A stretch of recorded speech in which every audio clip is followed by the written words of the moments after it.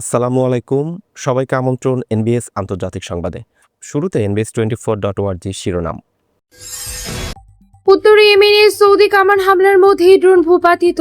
লোহিত সাগরে ট্যাঙ্কারে অজ্ঞাত হামলায় নতুন উত্তেজনা। ইরান যুদ্ধে পরাজয়ের পরই নতুন রাডার সিস্টেম নিয়ে হন্যি হয়ে ভাবছে আমেরিকা। ফাঁস হলো ভয়ঙ্কর দুর্বলতা। পশ্চিম এশিয়ার 15 মার্কিন ঘাঁটি বন্ধের পথে। ইরান যুদ্ধের ক্ষয়ক্ষতিতে বড় সিদ্ধান্তের ইঙ্গিত পেন্টাগনের। এবং ইরান যুদ্ধের শিক্ষার সস্তা ড্রোন ঠেকাতে $5,000 অস্ত্র বানাচ্ছে আমেরিকা, ভারত সহ বিশ্বের সামরিক শক্তিগুলো। দর্শক, রুশ প্রেসিডেন্ট ভ্লাদিমির পুতিনের ঐতিহাসিক ও বিতর্কিত সফরের ঠিক পরপরই জাপান দাবিকৃত বিতর্কিত দ্বীপপুঞ্জের কাছে সামরিক মহড়ার শক্তিশালী ক্ষেপণাস্ত্র পরীক্ষা চালিয়েছে রাশিয়া। প্রশান্ত মহাসাগরীয় অঞ্চলে রাশিয়ার এই পদক্ষেপকে কেন্দ্র করে মস্কো ও টোকিওর মধ্যে দীর্ঘদিনের আঞ্চলিক বিরোধ ও কূটনৈতিক উত্তেজনা নতুন করে চরমে পৌঁছেছে। এই বিষয়টি আপনি কিভাবে দেখছেন? ভিডিওটিতে একটি লাইক দিয়ে কমেন্ট করে জানিয়ে দিন আপনার মূল্যবান মন্তব্য। দর্শক, এতক্ষণ শুনছিলেন শিরোনাম, এবার বিস্তারিত। খবর পড়ছি আমি আতিয়া ফিফা। উত্তর ইয়েমেনের সৌদি কামান হামলার মধ্যে ড্রোন ভূপাতিত। লোহিত সাগরে ট্যাঙ্কারে অজ্ঞাত হামলায় নতুন উত্তেজনা।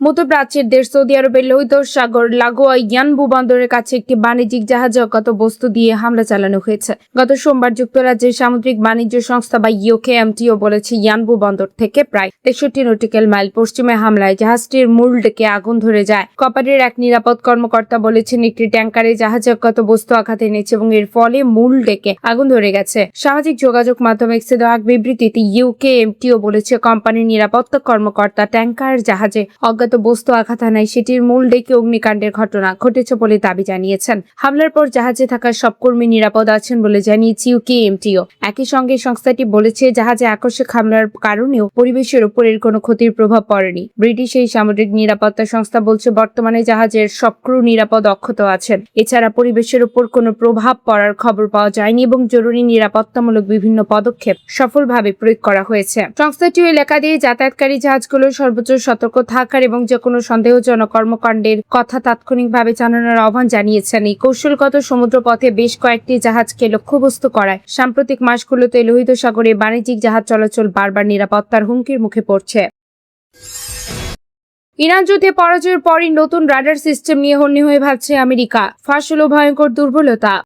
ভূমিভিত্তিক ক্ষেপণাস্ত্র প্রতিরক্ষা রাডার নির্মাণ ও মোতায়েনের ক্ষেত্রে নতুন মার্কিন দৃষ্টিভঙ্গি পেন্টাগনের কৌশলে একটি মৌলিক পরিবর্তনের ইঙ্গিত। পার্স টুডে জানিয়েছে, উচ্চ গতিশীলতা সম্পূর্ণ নতুন প্রজন্মের রাডার তৈরির জন্য মার্কিন ক্ষেপণাস্ত্র প্রতিরক্ষা সংস্থার সাম্প্রতিক আহ্বানটি ইরানের সঙ্গে সাম্প্রতিক সংঘাতের সময় উদ্ভূত ভয়াবহ দুর্বলতার সরাসরি প্রতিক্রিয়া। স্থায়ী বা আধা স্থায়ী ANTPY-2 রাডার মোতায়েনের মূল ভিত্তি ছিল আকাশপথের শ্রেষ্ঠ অর্জন এবং বিদেশে অবস্থিত মার্কিন ঘাঁটিগুলোর সম্পূর্ণ নিরাপত্তা। তবে সাম্প্রতিক যুদ্ধে প্রমাণ হয়েছে এই ধারণাটি আর সঠিক নয়। সংযুক্ত আরব আমিরাত, সৌদি আরব এবং জর্ডানে অবস্থিত রাডারগুলোর উপর ইরানের সফল হামলা, যার ফলে অন্তত 4টি ANTPY-2 রাডার ধ্বংস বা গুরুতরভাবে ক্ষতিগ্রস্ত হয়েছিল।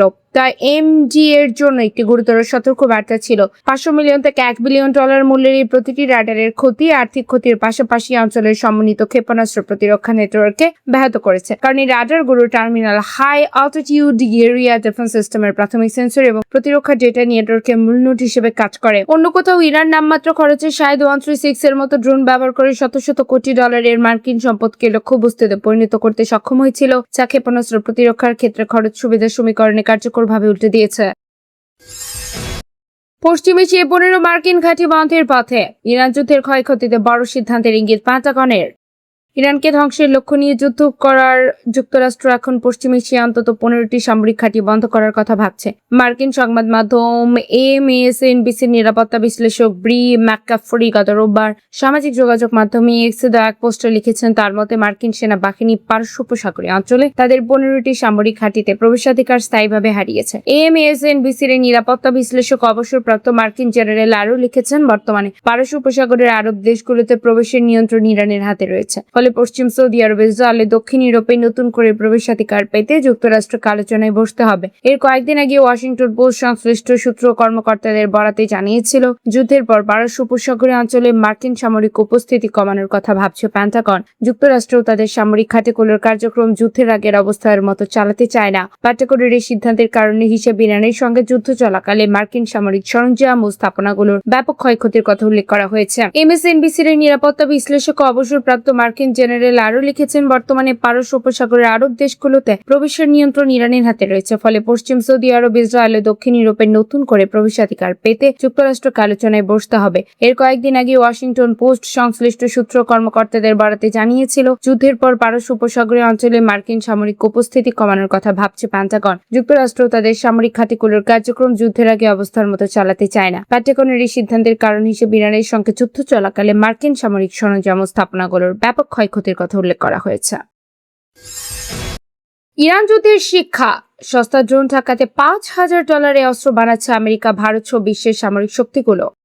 ইরান যুদ্ধ আধুনিক যুদ্ধের একটি কঠিন বাস্তব প্রশ্ন সামনে এসেছে। সস্তা আক্রমণাত্মক ড্রোনের বিরুদ্ধে অত্যাধুনিক কোটি কোটি ডলারের ক্ষেপণাস্ত্র ছুটতে দেশগুলো কতদিন পর্যন্ত সক্ষম? এর প্রেক্ষিতে বিশ্বের দেশগুলোর প্রতিরক্ষা কৌশলে পরিবর্তন আসছে। তাদের সামরিক বাহিনীগুলো এখন $5,000 মতো কম খরচের প্রতিরোধক ব্যবহারের দিকে ঝুঁকছে, আর ব্যালিস্টিক ক্ষেপণাস্ত্রের উচ্চ মাত্রার হুমকির জন্য উন্নত ক্ষেপণাস্ত্র সংরক্ষণ করছে। দ্য নিউ ইয়র্ক টাইমসের একটি প্রতিবেদনে বলা হয়েছে, ইউক্রেন যুদ্ধের কারণে ত্বরান্বিত এই পরিবর্তন ইরান সংঘাতের ফলাফলের কারণে নতুন করে আরো জরুরি হয়ে উঠছে। এর কেন্দ্রে রয়েছে ফ্লোরিডা ভিত্তিক স্টার্টআপ পাওয়ারসেন্ট তৈরি ড্রোন বিধ্বংসী অস্ত্র গার্ডিয়ান, যা রাশিয়ার ইরানি নকশায় তৈরি শাহেদ ড্রোনের বিরুদ্ধে কার্যকর প্রমাণিত হয়েছে। এর দাম প্রায় $5,000, যে উন্নত আকাশ প্রতিরক্ষা ক্ষেপণাস্ত্রের চেয়ে অনেক কম। যদিও এটা ব্যালিস্টিক ক্ষেপণাস্ত্র থামাতে পারে না বলে লকহিড মার্টিনের PAC-3 বিকল্প নয়, তবে সামরিক বাহিনীগুলো বহুস্তরের প্রতিরক্ষা ব্যবস্থা অনুসরণ করছে। এতে কম দামি ড্রোনের জন্য এ ধরনের সস্তা ইন্টারসেপ্টর এবং উচ্চতর হুমকির জন্য উন্নত ক্ষেপণাস্ত্র ব্যবহারের পরিকল্পনা থাকছে।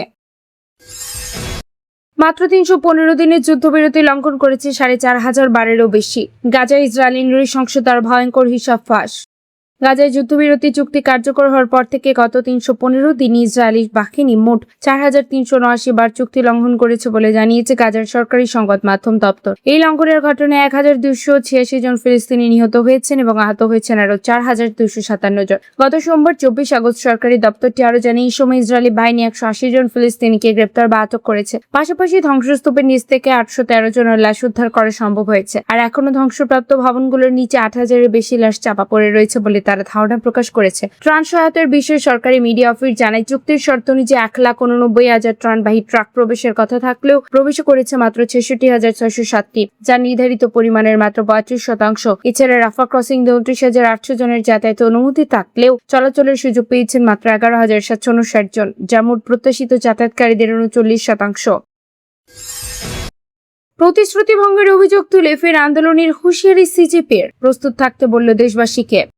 গত জুলাই মাসে যন্তর মন্তরে আন্দোলনের সময় ভারতের কেন্দ্রীয় সরকারের পক্ষ থেকে যেসব প্রতিশ্রুতি দেওয়া হয়েছিল তা পূরণ না হলে ফের প্রতিবাদ কর্মসূচির ডাক দেবে ককরোচ জনতা পার্টি বা সিজেপি। গত রোববার এক বিবৃতিতে হুঁশিয়ারি দিয়েছেন সিজেপির নেতারা। বিবৃতিতে তারা জানিয়েছে, ভারতের যুব সমাজকে যে প্রতিশ্রুতি নরেন্দ্র মোদী সরকার দিয়েছিল তার মর্যাদা দিতে হবে, এই নিয়ে সোমবার ঘোষণা করা হবে বলেও জানিয়েছে অভিজিৎ দীপকের দল। হিন্দুস্তান টাইমসের প্রতিবেদন অনুসারে রোববার বিবৃতিতে সিজেপির পক্ষ থেকে বলা হয়েছে, শান্তিপূর্ণ আন্দোলন নীতি টানার জন্য সরকার প্রতিশ্রুতি দিয়েছিল। এবার সেই আন্দোলন শেষ হতে সরকার প্রতিশ্রুতি পালন না করে গোটা যুব সমাজকে যা অপমান করছে তারা তা হতে দেবেন না। ভারতের যুব সমাজকে যে প্রতিশ্রুতি দেওয়া হয়েছে তা পূরণ করতে হবে। দর্শক, এই ছিল এখনকার মতো। আমাদের পরবর্তী সংবাদ দেখার আমন্ত্রণ জানিয়ে বিদায় নিচ্ছি আমি শফিউল আলম আরাফ।